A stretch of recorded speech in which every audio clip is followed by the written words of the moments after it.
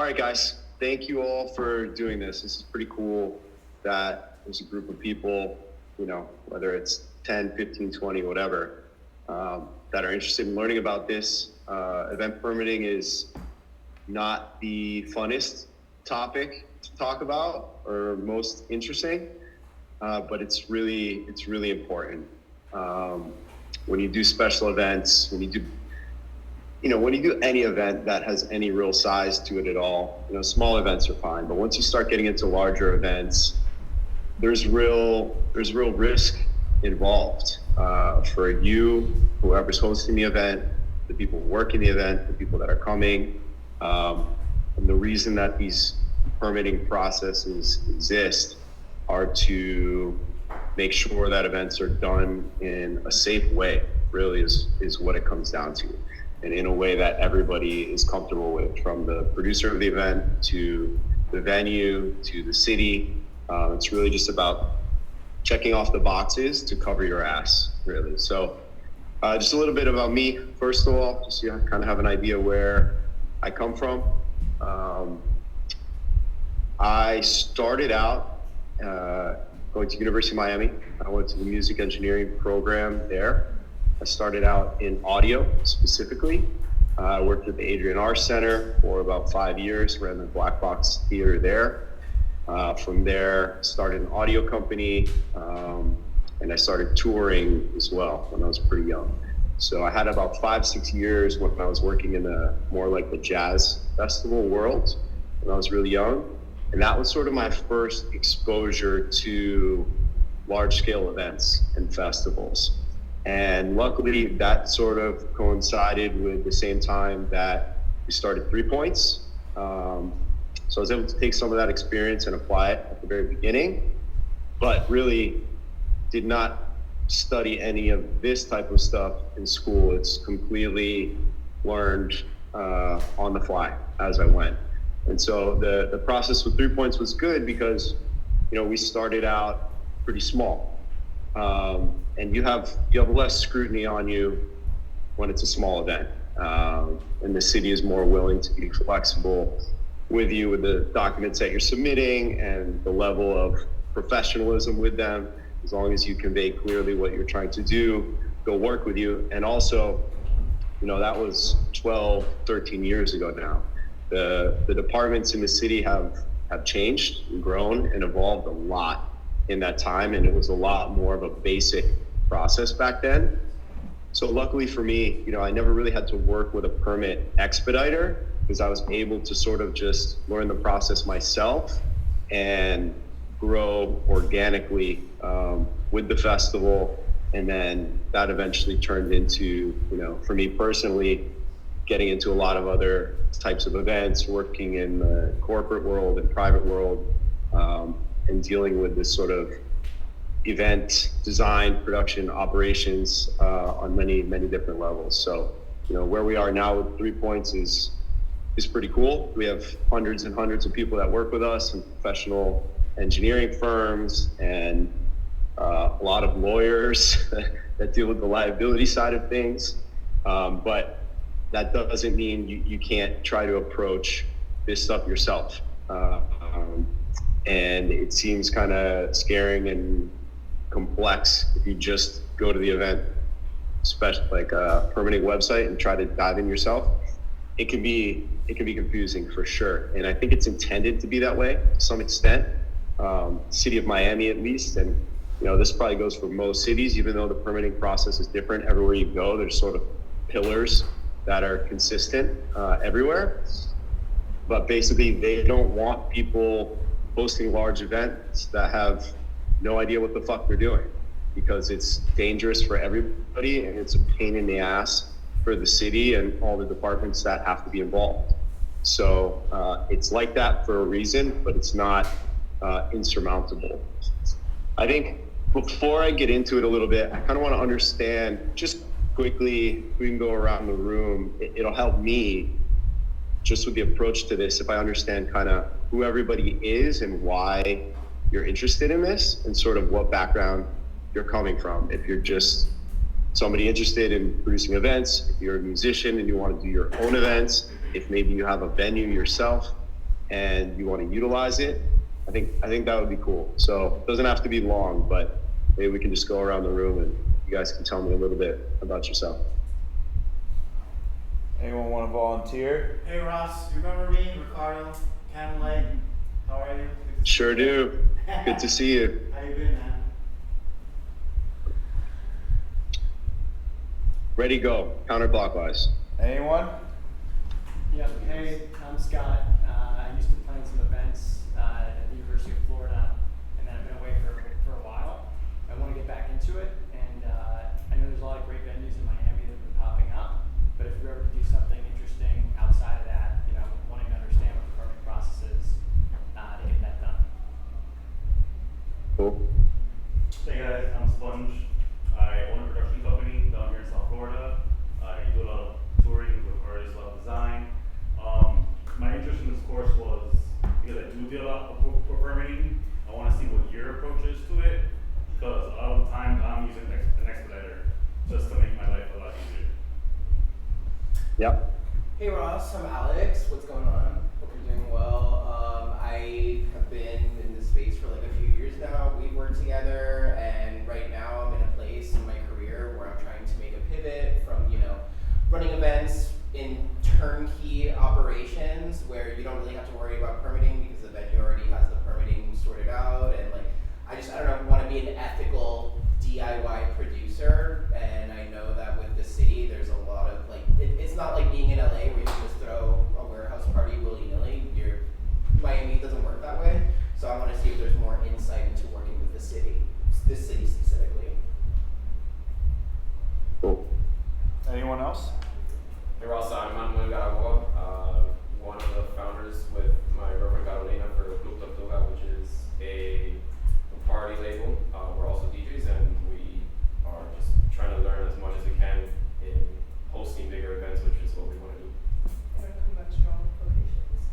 Cool. Very conventional. Go ahead. Hey everyone, my name is Julian.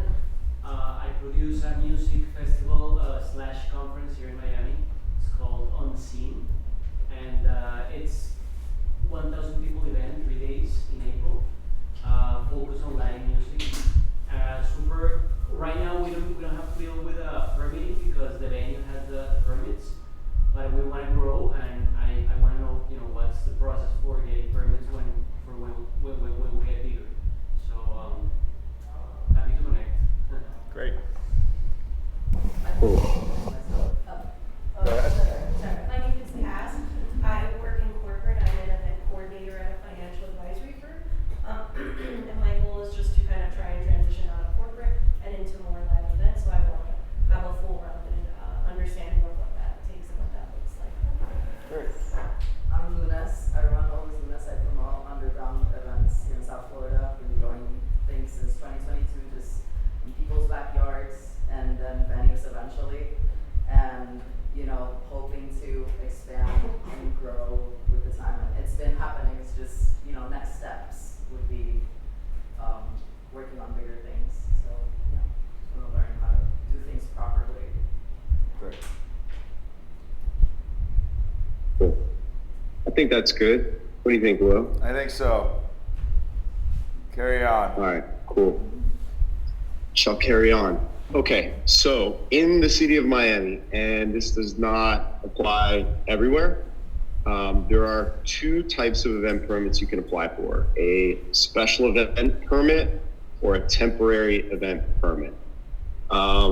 There is some confusing overlap between these two, and the city is actually working to streamline it a little bit. But basically the rundown is, for a special event, there is no specific amount of people that crosses the threshold of you need to get a special event. It basically is for if you're using a space in a way that it is not intended for, or any city-owned or public space at all, or something that requires the collaboration of multiple city departments like police, fire, public works, whatever. So that's sort of the designation for special event. A temporary event permit is basically if you have a party at your house and there's more than 100 people, you're supposed to get a temporary event permit. It's for any like privately owned space that does not have what's called an assemblage permit, which is like a convention center or an arena, like where the Heat play. Like these are all facilities where they're privately owned, but they've been built in a way that is up to code for large events with bathrooms, exits, emergency plans, all this stuff. They go through a whole process with the city to get basically permitted as an assembly facility, which means they can have large gatherings without having to get an event permit every time. So obviously we all know you can have a party at your house with more than 100 people and you do not have to get a temporary event permit. But that's the protocol for the city, and depending on the visibility of it, like if you were to have a giant house party and you had a temporary event permit with all the details and it was all approved, if somebody calls because of a noise complaint or whatever, the police will come, you show them the permit, they say, cool, you're good, bye. So it just kind of covers your ass from that standpoint. So those are sort of the two designations. As I mentioned, there's sort of a standard procedure that you have to go through for all special events and temporary event permits. There are two separate online applications. I'm going to basically walk you guys through one of them because there's really no better way to learn than just by doing it in real time. So 3 points, I work on a lot of other stuff. And for the past about 6 months, I've been working with the Downtown Development Association and Julia and Henry's downtown to help them launch the Flagler Street Market, which I don't know if any of you guys have been to, but every Sunday, it's a whole bunch of different local vendors, variety of stuff from, thrifted goods to homemade stuff, whatever. And it's an attempt to start to activate the new Flagler Street in downtown Miami, which should be done in the next 4 to 6 months. And, downtown Miami is a space that's very, very young. It still has a lot of room to grow. There's going to be a lot of development that happens. And the Downtown Development Authority is sort of the driving force behind that. And they reached out to me basically just to help with like the paperwork side of it, make sure that they were covered. And I've been helping them for the last 6 months to do that. So I'm going to walk you guys through the permit, special event permit application for next week with them. Now, I'm submitting this today for something next Sunday. That is only because I have a rapport with these people, and at this point, because there is no classification for a reoccurring event like this where you can apply once for every Sunday for 6 months, it has to be done weekly. So they know that they're basically expecting me to submit this on a weekly basis, but in the future, this is one of the things that the city is looking to change, where they want to create a classification for events that are approved by all departments. Everybody wants them to happen, and they're a recurring event either on a weekly or monthly basis. And basically, they'll have a special designation where if it gets approved, you don't have to apply every single time you do it. You have a permit that applies for whatever the determined run of the whole thing is. So that'll definitely make my life easier with some of this stuff. But for right now, this is a weekly thing. Typically, the city requires a minimum of 30 days. You really want to shoot for 60 days to get your permit application in and not have a hard time from them.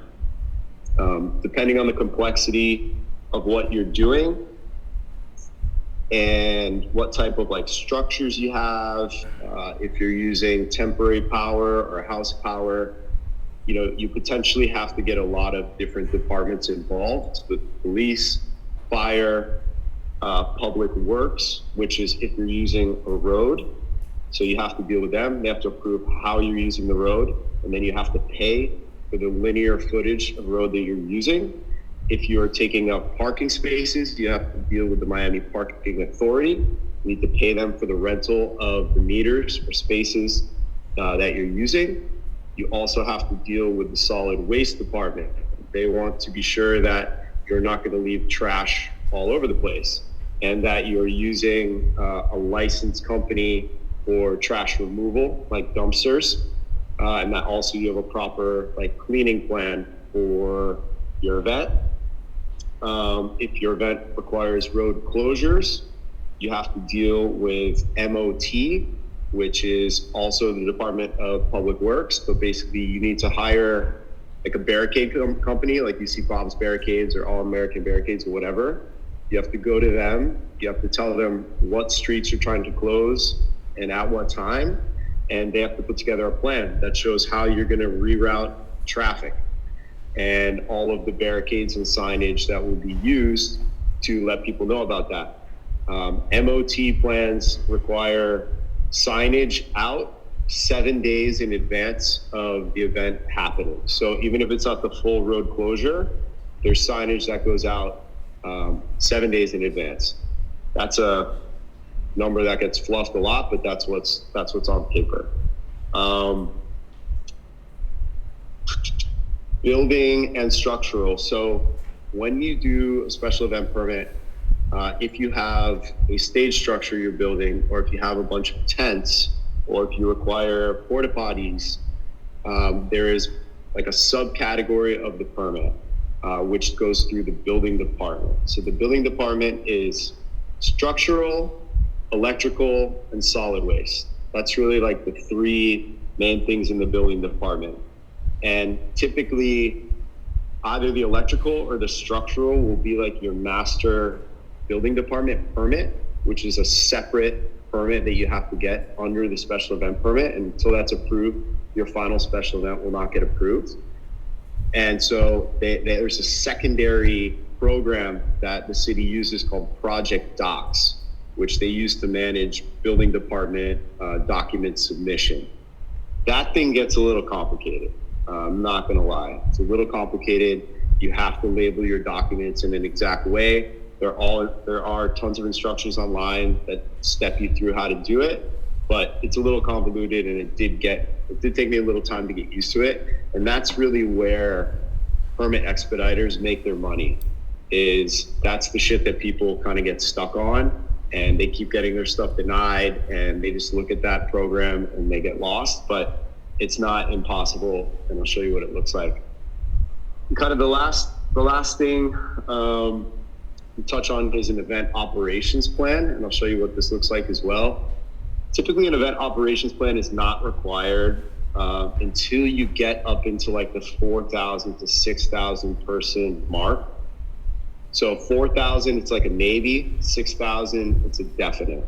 And an event operation plan is typically between like 40 to 60 pages long, and it has everything about your event, from the time, the schedule, the MOT plan, the security plan, and all of your emergency action plans. So for large events, and actually all events, even though for small ones, it can be pretty basic. The city is gonna wanna see a life safety plan, which is basically a version of your site plan that clearly shows all of the exits and the exit widths and like the escape routes for people if there is an emergency. And so those get more and more detailed depending on how big the event is, and more important as well. So those get scrutinized a lot. And a life safety plan for a big event, like I said, they'll let you get away with it on a small one if you make a clear drawing. But for a big event, a life safety plan has to be done by a licensed engineer or architect. You cannot just do that yourself for a 4,000 person event. I think you're gonna get away with it because somebody has to take the liability on that. It's really all about liability. So event operations plan is this massive packet that shows all that stuff. It has all the structural calculations of all of your stages, tents, all that stuff. High wind action plan. If there is high winds, there's different protocols that take place with tents, with stages, with video walls, with lighting. There's like certain levels where if wind hits 35 miles an hour, you have to bring your video wall down so it can't be blowing. And then there's another level where if it's like 60 miles an hour, you actually have to like drop your stage and evacuate everybody in the premises. You may get asked about shelter-in-place locations, and really this is for big events. The city's going to want to know if there are covered areas where part of the crowd or all of the crowd can shelter in place in case of an emergency or like an active shooter. A lot of venues don't have that. And if you don't have a shelter in place, it's evacuation of the full event, which is not great. Never had to deal with that in 15 years. Hopefully I never will, but it's a thing. So might seem like I'm jumping around a little bit, but there's a lot of stuff and it's kind of tough to keep in a straight line. So let me just dive into it and show you guys a very, very basic permit application.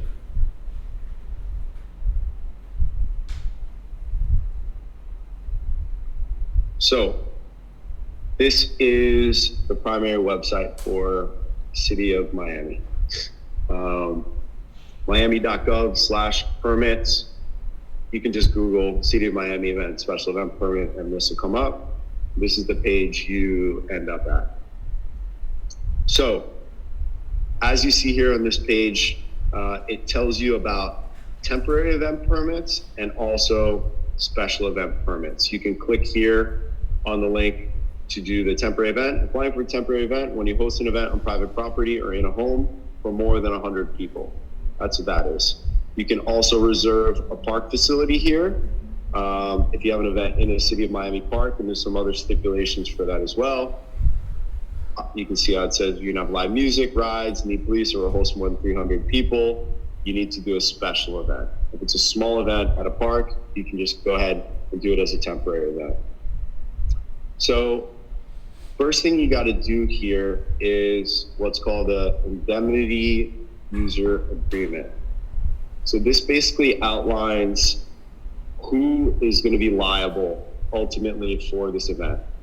So it kind of specifies the City of Miami's liability terms and what they want to see as far as coverage is concerned for whoever the primary event producer is, limits of liability, damage, aggregate limit, personal injury, all this stuff.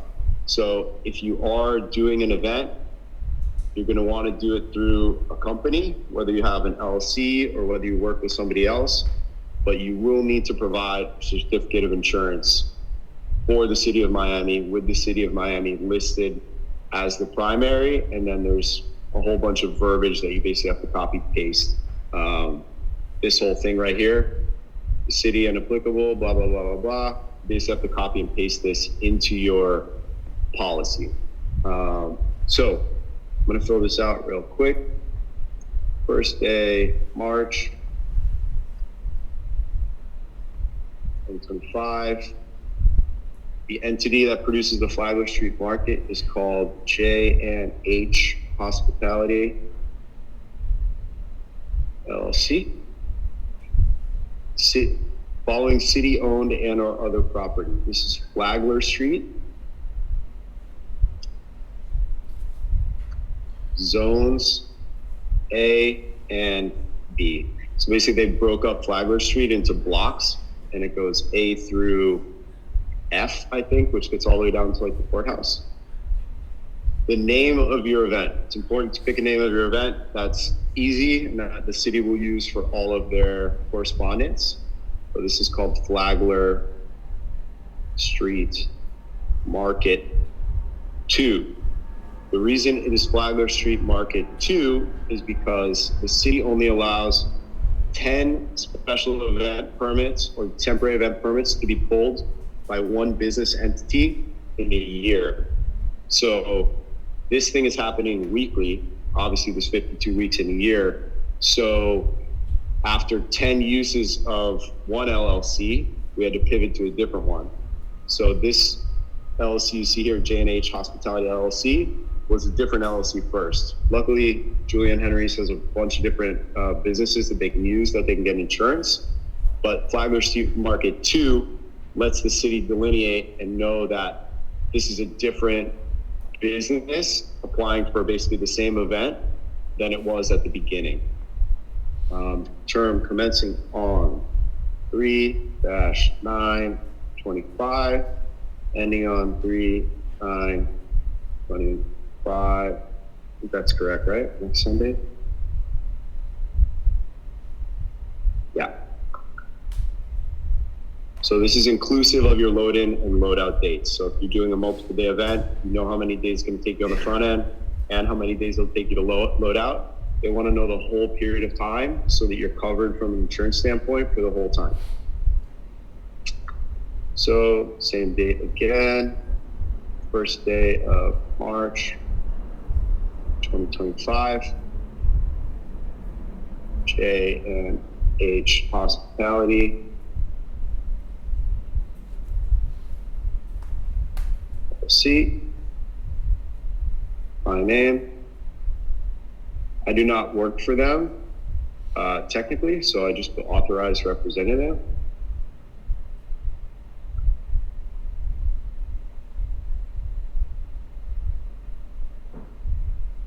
Signature. I don't know why my computer never saves it. Whatever. Bang. Cool. So let me download that. I'm going to save it as private market 39.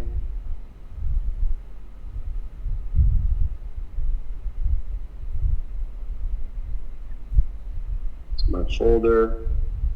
Saved. Cool. So I'm going to go back.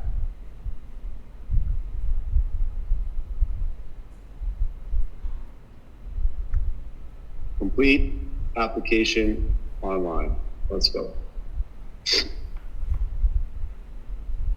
So, disclaimer, do not start this until you're ready. The city hates when you start stuff and you don't have everything ready to go. That being said, you're gonna see me do some things here that are not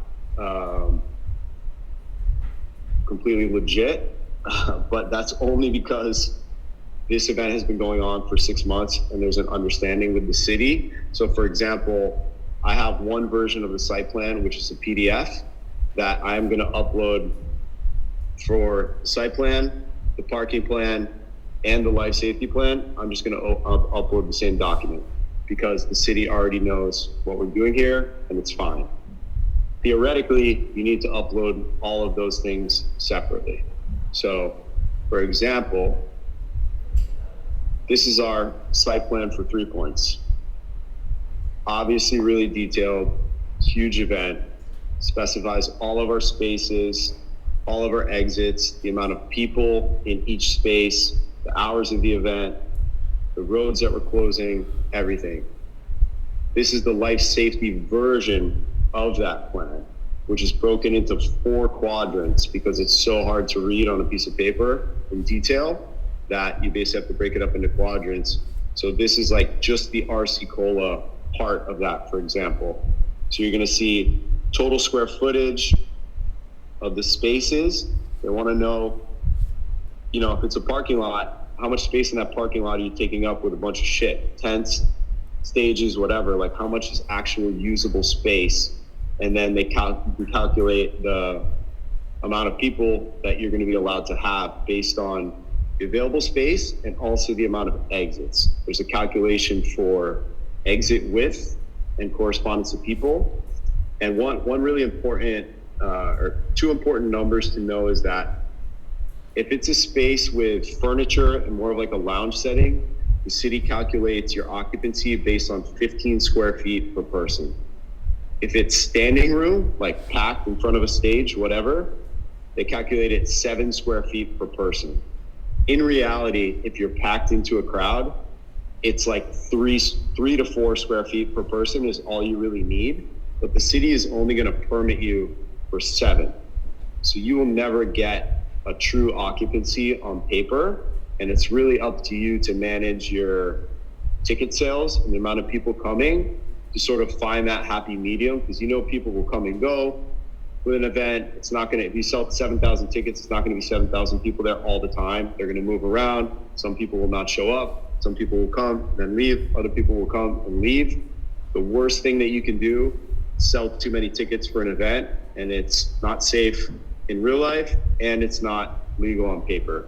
then you have major exposure. So you don't want that. So it's really like something we work with a lot with all of our big events, is finding that balance of the amount of tickets that we can sell based on how many people can fit in a specific space at a specific time. So for 3 Points, our capacity is about 30,000, but we don't have one space that holds 30,000 people. Our main stage holds about 18,000 people. So if we only had one stage, we would never be able to do it. So it's about spreading out the different spaces and also making sure your talent programming is appropriate. Because if you have one massive act, like this is what happened with, what's his name, with this stupid festival. Will, help me out. Travis Rapper. Scott. A bunch of people got crushed. Travis Scott at Astro Travis World. Scott. Thank you. So they closed all the other stages and Travis Scott closed out that event. Everybody at that event went to that one stage all at once. Bad idea. So they might have had a good plan for the average amount of people at that stage the whole time, but not with everybody at that event going there at one time. And that led to obviously some major issues. So that's just a little sidetrack about site plans and life safety plans. You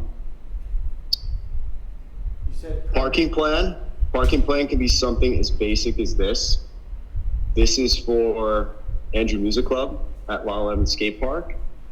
They literally just want to know, is there appropriate parking for the people that are coming to this event? And they want to know what your game plan is for it here. So you can see it's super basic. It's a Google Maps, like overhead shot, and then with Photoshop or Illustrator, outlining the event space, outlining the primary parking lot, and then 2 ancillary parking garages close by with the amount of spaces that they have available at that time. And that's important because not all parking garages are open all the time, and some of them only allow a certain amount of cars depending on the time of day. Like if they have a bunch of people that with offices close by that are promised like half of the garage, that's important to actually talk to the parking people and understand how many spots can really go there. This stuff doesn't get scrutinized too much, but the new police commander in Miami is a lot more serious about this parking shit than the old one used to be. So it's just a stupid thing you don't want to get caught up on. So documents you will need to upload this form. Site plan drawn to scale.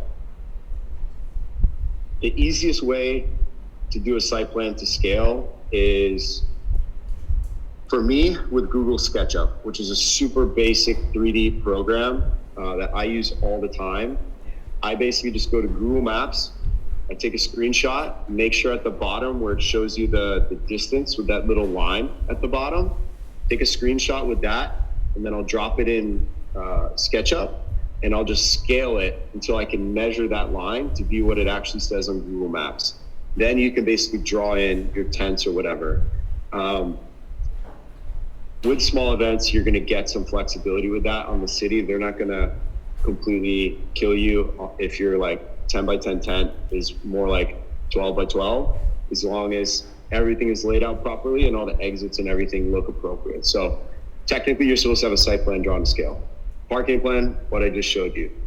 Life safety plan is the other thing that I just showed you, which is basically a more detailed version of your site plan that is very specific with exits, exit width, and they'll also want to see, this is kind of a new thing, they want to see like the lighting setup to make sure if it's at night there's appropriate lighting in case of emergency. So easiest thing to do there, if it's like a random parking lot or a place that doesn't have a lot of light in a park, is just to put like a little symbol that just says temporary light tower for emergency use in a couple locations. You can rent them from Sunbelt or United or whatever. They're pretty cheap, but that's basically what they want to see. And then they want to see a security plan, which can be part of the life safety plan. So that's literally just your site map with little dots on it that shows where you're going to have a security guard. They want to see that there's a security guard at every emergency exit, and then there should be a couple roamers, any like sensitive areas that should have one, like in front of a stage or on sides of stage that give you access to back of house.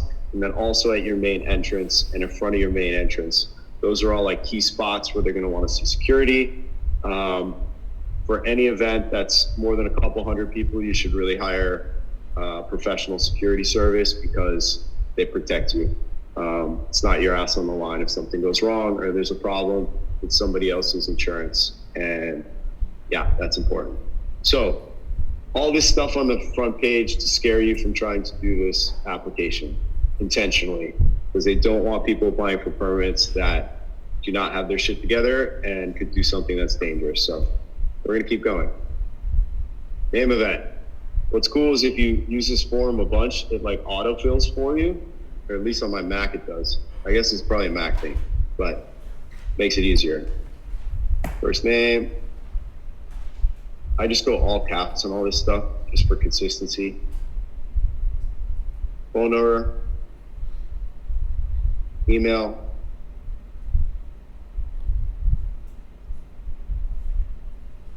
Is my event being held in a park? No. What is the address? 200 East Flagler Street, Miami. You actually have to click it on the drop down or it won't load. What is your organization name? J&H Hospitality LLC. Company address. Very easy for this one because it is also the address of the event. So this is the address, like your business address. They want to be able to mail you stuff or whatever. Do you have a permit runner? So this is if you hired an expediter, but they didn't fill out the initial form for you. They want to know who that is and they want to contact them. So no permit runner. I put my number for that because you have to fill it in. Put my email.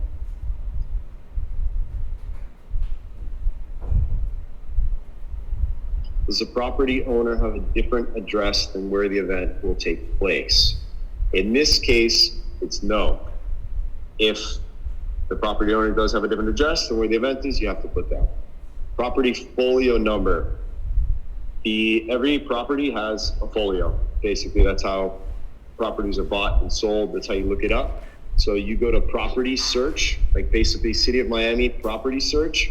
It's going to bring you a website and you can put in the address of the property. It'll give you the folio. But you always want to double check that with the owner of the venue if you're renting a space or whatever, and they will give you the folio number. In this case, there's no folio because it's a road. So basically put Flagler Street, zones A and B. Am I the registered owner of Flagler Street? Definitely not. Who's the property owner? City of Miami. First day of event, March 9th, starts at 12 o'clock p.m., ends 6 o'clock p.m. How many people do I expect to come? About 500. Does it take place on multiple days?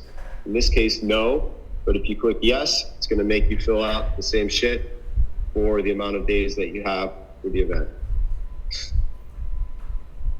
If you've hosted this event in prior years, what was the last attendance? So if this event is for less than 300 people, you may only need a temporary event permit. They're just letting you know that. So for this one, I'm basically gonna put this event has been happening weekly for the last 6 months. Because they already know what's going on there. But if you did it like last year, they just want to know how your event this time relates to your event last time. Please describe the nature of your event. I am going to use a cheat code here. We love a good cheat code. Once you submit the permit application, it emails you a PDF version of your whole application. So for example, I have this week's, which is tomorrow, and I have the PDF version of it here. So it's pretty much the same thing that I'm putting each time. So local market where vendors will sell their handmade goods, which is pretty much what it is. Copy, paste. Who's the primary contact person? It's a girl named Amanda. What is her phone number?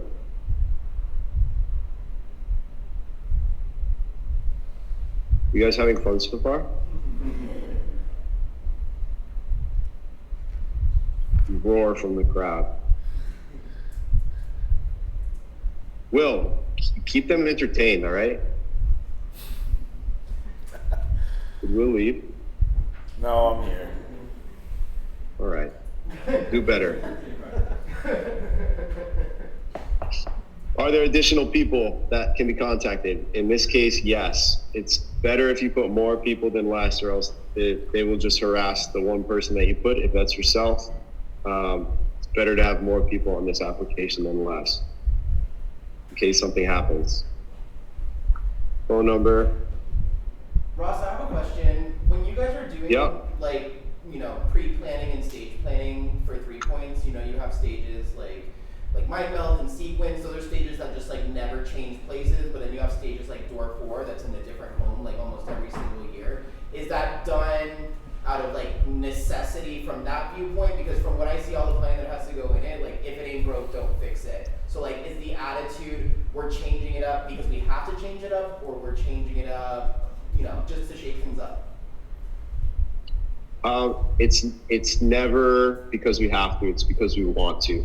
Any changes that you see with the layout of 3 points are in an attempt to either gain more capacity, but most of the time it's just to improve the flow of people, the experience of the stage. If there's something about it we didn't like the year before, if there's a new area we want to try because of X, Y, and Z reasons. Obviously, our main stages have pretty much stayed in the same place every time. Sector 3, for example, has been in that grass lot in the back corner, but we've changed the angle of it from year to year because we figured out if you catty corner it, you can include everybody standing on the road, you get another 1,000 capacity at that stage. It also helps with the noise bleed between Sector 3 and Sequence. RC Cola, is a weird space because it's basically a U with this stupid building right in the middle. So there's a few different ways to lay that out. And we've used it in different ways in the past. When we have the covered space at Arsicola, you have to think about the stage orientation of the other one, so it's not shooting your sound directly in the covered space. If you're not using it, you can orient your stage differently. Then you have to think about VIP access, all the back of house stuff that you need. There's a lot of things that factor in, but it's never the city telling us to move something. It's us making changes ourselves to improve the event and the experience. Ross, we've got 15 minutes, bud. How many? 15. Yeah, fine. No problem. So the city wants to know how your event is going to impact the local economics.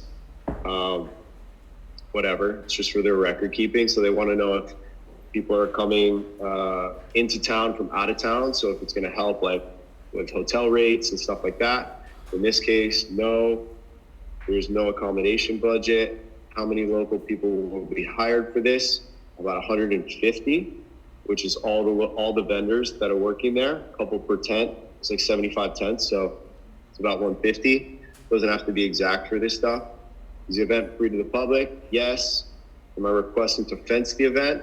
This is the city saying, do you need us to do anything for your event? No. If I needed fence, I would hire another company to do it. But you can tell the city to do it and they'll charge you for it. Load in. For this show, it's 2 hours before doors. So the event starts at noon, 10 a.m. is load in. Breakdown is the same day. Starts right when the event ends at 6 p.m. Will staging be used at your event? This is really important because this is going to determine the whole building department structural process that's going to happen after. With this event, it's just tents. There's no canopies, there's no stages. A 10 by 10 tent or smaller does not require permitting.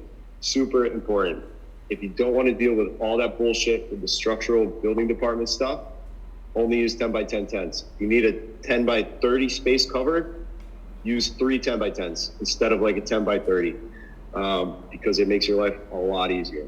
So here I'm going to put 10 by 10 tents only. Will your event require street closures? So this is what will flag the whole public works department when this gets submitted. For this one, it's yes. So it is being closed 3/9/25, and I'm gonna put existing MOT on Flagler Street, zones A and B. So Flagler Street is currently closed to cars. You guys know that. It's been closed for a while it's under construction. So that means the construction company, which in this case is called Lanzo, already has an MOT plan in place with the city for this whole construction progress. So I'm not gonna go get a new MOT plan for this event because it's already closed. You just need to identify that, and then the city has to cross-reference that what you're saying is real, and that's not a problem. But this is a very specific situation here. Is the event hosted by a nonprofit? No. Julian Henry's is a for-profit organization. Do I need anything from the Parks Department? Any of this stuff? You can rent this stuff from the city if you need it. Speakers podium, small stage, bleachers, showmobile. No. Food and beverage. So they want to know about the music. They want to know if you are throwing a gangster rap show or a jazz band for old people, because it greatly affects the type of event and just the optics of the whole thing. So this is important. With this stuff, you want to give them some details, but you don't have to give too many. Like if you have a handful of artists playing at your event, and there's one that has some crazy social media that somebody could look up and it is a bad look for you, like put the other people. Like you don't have to go too crazy with this, and they'll ask you more questions if they want them, but it's better, less is more sometimes with this stuff. No music at this event. NA. Soft drinks be sold, yes. Total number of vendors, 75. So with that, what that means is basically they want to know the total amount of people you're hiring for the event. So that's like production companies, security company, cleaning company, like anybody who could be hired to work your event counts as a vendor. For this, it doesn't have to be exact, but for all of like the sub-permit stuff, they're gonna wanna know, your plan for each facet of the production. Will alcohol be sold? Yes. Is there a charge for alcohol? Yes. So when you click yes on that, what it means is that after you submit this application, you get that email that sends you the PDF of your submission, and then you get an email from the Special Events Department, which is actually the Office of Film and Entertainment in the city. Attached to that is going to be a link for a $50 invoice for the permit application fee. That's about to go up to $250, just so you know. You have to basically click that link, you go to miami.gov/pay, and you enter your customer number or the financial transaction ID, which is on that invoice. And then once you make that payment to the city for your event permit, it shoots out to all the departments from there. So nothing will happen with your event until you make that first payment for the permit fee. And if you're gonna serve alcohol, so basically that first email is the trigger. That email will basically be from the events department directly saying, okay, we got your submission. You will now need to submit all these things. If you have alcohol, you have to submit a liquor license for your catering company or whoever is going to use it. And you also have to submit liquor liability insurance, which is the insurance that your catering company should have. That insurance has to have the specific wording for the City of Miami coverage, which is listed in that indemnity form. That stuff is really important. They will not let you have an event unless your COIs are proper. Food trucks, no. NA, none. They want to know about the type of cooking that there is, because that affects the fire department, depending on how they're going to cook. And it affects if you have tents or whatever, how they go about that. Pyrotechnics is a whole nother type of permit, or another part of the permit that you have to get if you're gonna have fireworks. And then they wanna know how you're gonna advertise for this event. So a couple ads here. Miami Herald works on this. No radio. Important. This event cannot be advertised or promoted until your application has been pre-approved. You'll be notified if you can proceed. We all know that a lot of times you have to put tickets on sale for something super early if you're actually gonna get people to come. This is something that the city is a little bit flexible on, but they will be pissed if they see that you sold 3,000 tickets to an event and you have not submitted your permit application. That is a big time do not do. They will get pissed right off the bat, and it'll set a bad tone for like the whole process with them. So try not to do that. This is the last page of the application. This is where they want to see your documents. So this is the site plan.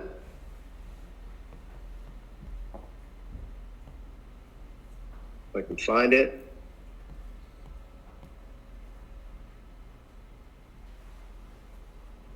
Show you what this looks like. Super basic site plan, guys. Like literally just the road, the intersections, the placement of the tents, a couple notes on the top that the bathrooms in Julia and Henry's is what will be used. There's no temporary bathrooms here. There's no generators being used because there's no power necessary. All these tents use the power that's on the street. It's only 10 by 10 tents. And then a little note about the load in, just so the city knows that you're not gonna completely jam up like one of their roads with 75 vendors all at the same time. So I'm just letting them know that the vendors are staggered every 15 minutes. When they arrive, they load their stuff and they go. And then on the left, it's just super basic information, address, date of the event, hours, square footage of the whole space that we're using, estimated amount of people that are coming, a little note about security. For this event, the DDA provides the little ambassadors downtown, and then area lighting, basically saying this event happens during the day, so there's no additional lighting required, and then contacts below. Public parking, garages, meter street parking will be used by vendors and patrons. So this super basic little site plan here has pretty much everything the city wants to see for a simple event. So I'm gonna upload that. I am also going to use that as my parking and rideshare plan because it has that note about the parking on it. User indemnity agreement is the thing that we filled out at the beginning. MOT plan, I'm going to use the same site plan. If you do have a real event with like real road closures that is not something already existing, you need a proper MOT plan, which looks like this. So this is from Acme Barricades. This is for 3 points. This is how we shut down all the roads for 3 points, all the signage that's necessary, and what the timeline is for all of them. So it's a pretty serious deal for the city, the MOT stuff. Life safety plan. Like I said, they're gonna allow me to use just the regular site plan for this, but if it's a more detailed event, you need a more detailed life safety plan, and it needs to be done by a licensed engineer architect. Signature, great signature. I'm not a robot.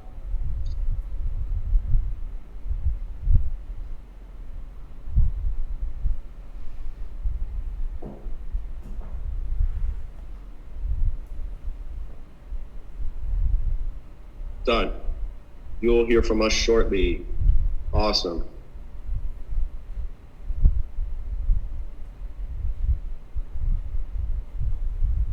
Sometimes it goes really quick, sometimes it doesn't, but I'll get an email here soon, and it basically has the PDF of that thing on there, and then all the steps you need to take from there. There is more to it. I know we're out of time, but that's the basics, guys. Let me go back. So it seems like a lot. I know it seems like a lot, and I've said a lot of things here, but gets easier. And also the city knows that there are people doing this without a lot of experience, and they do want to help you. There's actually like some really nice people that work in this department. They're there to help you. Their job is to help you do a special event. So if you can actually call them. There's a woman named Fabiola, Aileen. There's 2 other people that work in the office. The head of special events is named Joel Gonzalez. He's a really nice guy, but he doesn't like bullshit. He does not like people throwing events that can jeopardize the reputation of the city of Miami or the safety of anybody. but you can actually talk to these people. So, if you get stuck, you can reach out. And yeah, it really comes down to like the complexity of your event. The city will be down for some more basic, like even hand-drawn site plans, as long as they're accurate. You don't have to be like an Illustrator CAD expert to submit this shit. It can be pretty basic. So, it seems daunting. There's a reason permit expediters exist, especially once you get into like the larger events with real structures and electrical and stuff like that. If you have a big plan with generators, big structures, and the building department part of this becomes more complex, you probably want to look at getting somebody to help you with that, because your plans have to be proper. You have to put together proper electrical plans that show all your generator locations, your plan for distribution, and then your life safety plan is usually the same type of person. And yeah, then you have to pay the fees for all that stuff. That's the last part of this. So every little part of the application has an associated fee.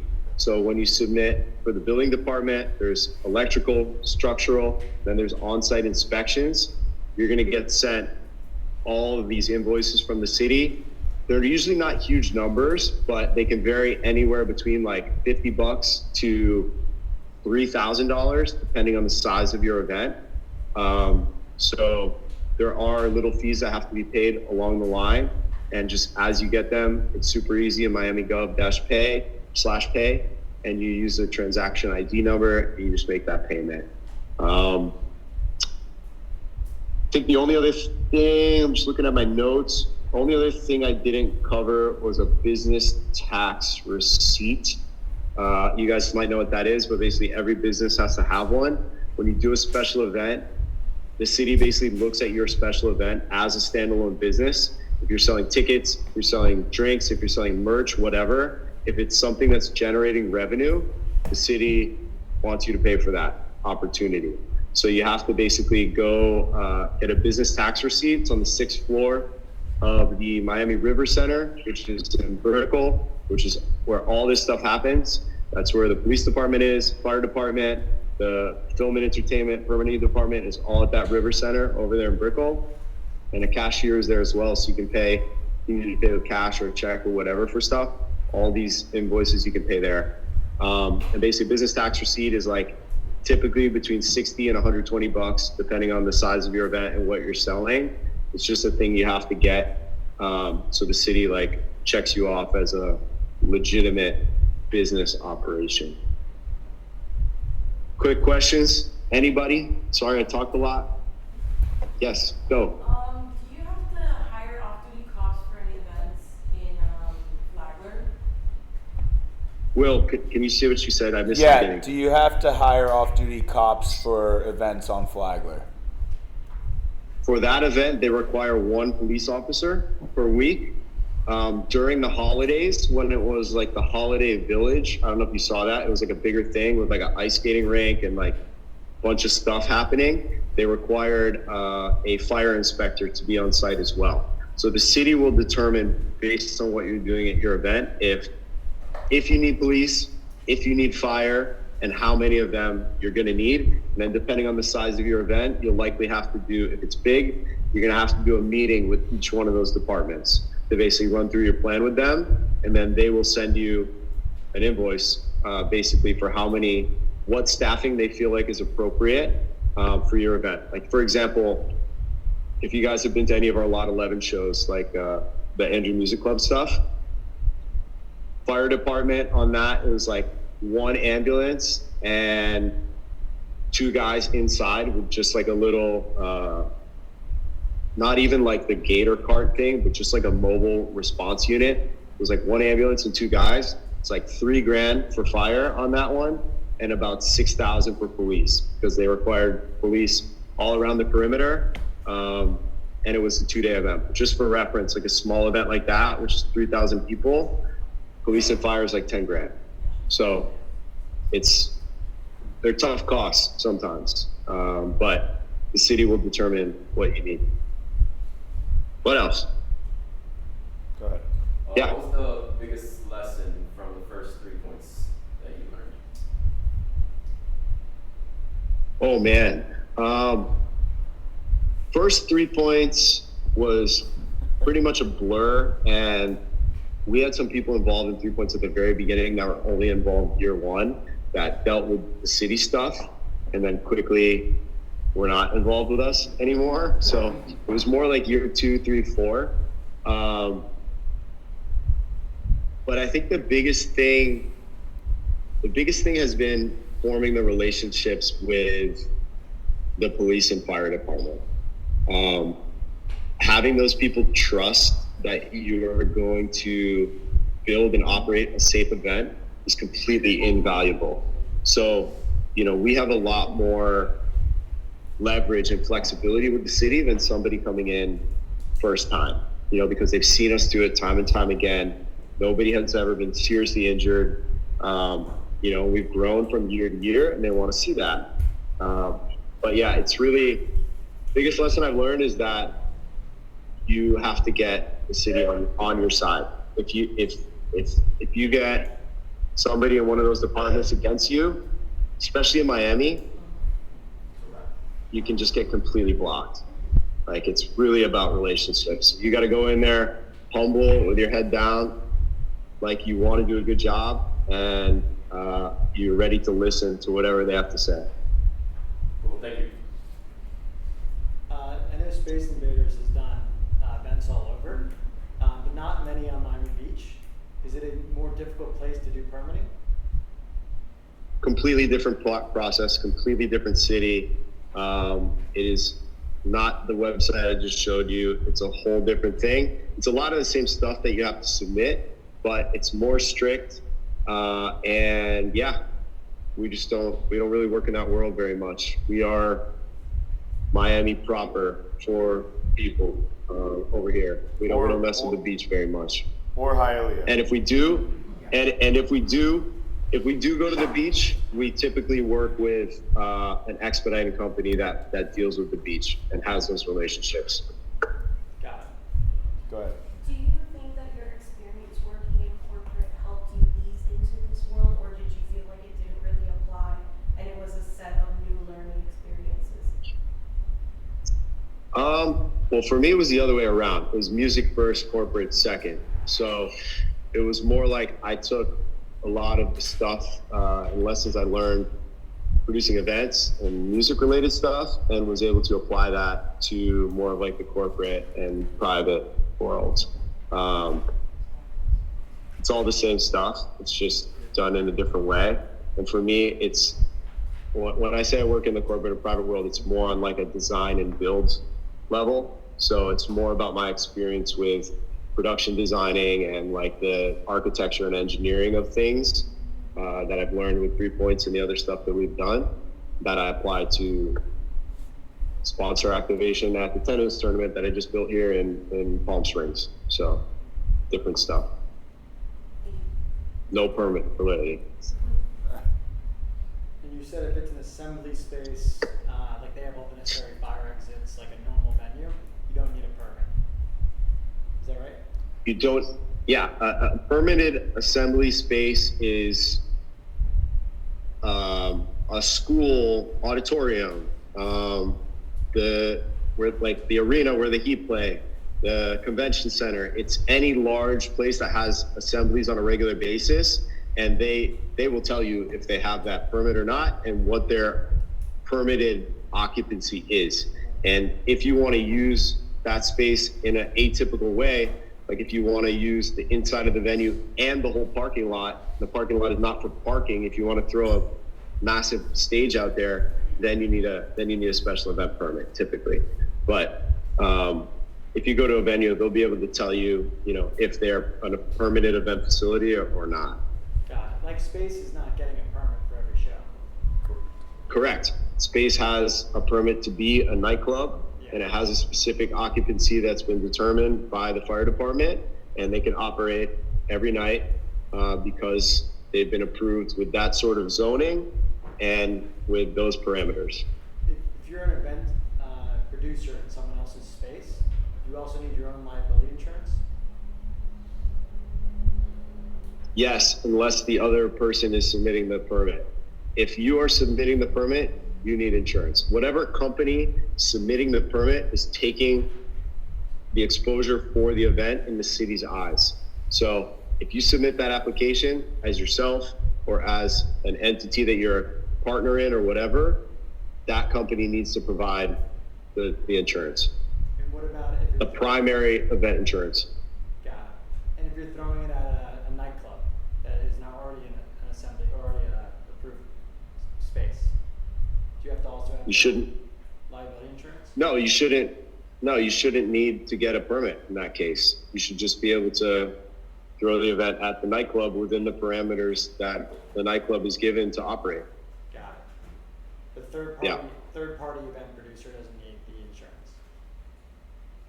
Not if you're working within a space that is meant to be used that way and you do it within the parameters that it was intended to operate, if that makes sense. You can also there's a website, I forget what it's called. It might just be like eventinsurance.com or something, but there's a way to just get like temporary event insurance just as an individual.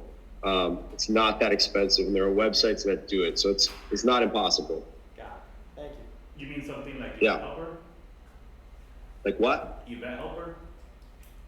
Maybe. I don't remember. I haven't used it in a while, but if you just do a search for like temporary event insurance, there's a couple like super easy plug and play websites that you tell them what you're doing and you can get insurance. Anything else? Any other questions? All right, good job, Ross. Thank you. Thanks for coming, guys. Good luck. See you soon. Go Panthers.